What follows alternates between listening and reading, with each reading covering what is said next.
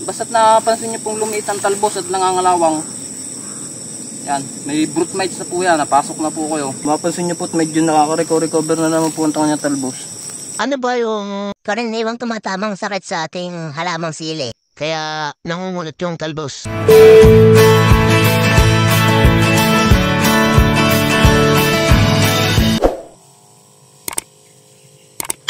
Yan, magandang umaga po mga farmers.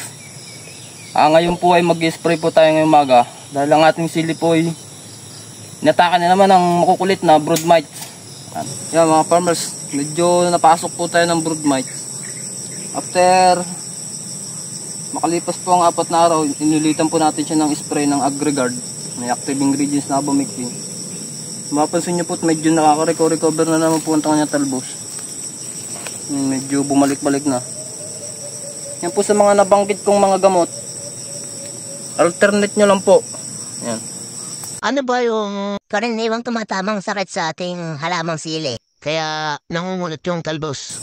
Sa ating experience na ating pagtatanim ng sili, ang kalimitang na-encounter ko dito ay brood mites. Yan, kainaman manira ang brood mites, lalo na sa mga sili. Yan, basta't napansin nyo pong lumiit ang talbos at nangangalawang, yan, may brood mites na po yan, napasok na po kayo. Ang technique nga po pala sa pag-spray, lalo na po kung AgriGuard o abamectin ang inyong gagamitin, maganda po ang inyong pangpito ay pino.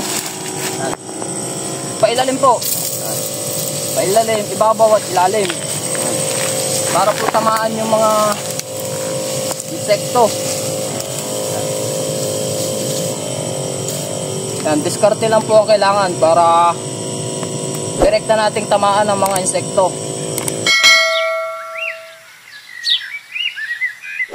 Dahil ang ating sili po ay inatake na naman ng makukulit na brood mites. Ang gagamitin po nating gamit ay ito, si AgriGuard, active ingredients na abamectin. Ang katawang niya naman ay alika. Ang active ingredients na ay thiamethoxam. Ito naman po ang ating Oberon. Medyo inalat po tayo sa ating mga tanim, kaya mga baby lang po muna ating nabili. Mga bansot. Ito naman po ang ating fungicide, Pungkutik. Saka meron po tayong score. Yan. Ganyan. Saka ito pong ating super mitrin. Dala niya po ang thrips, fruit fly. Saka po itong hyper.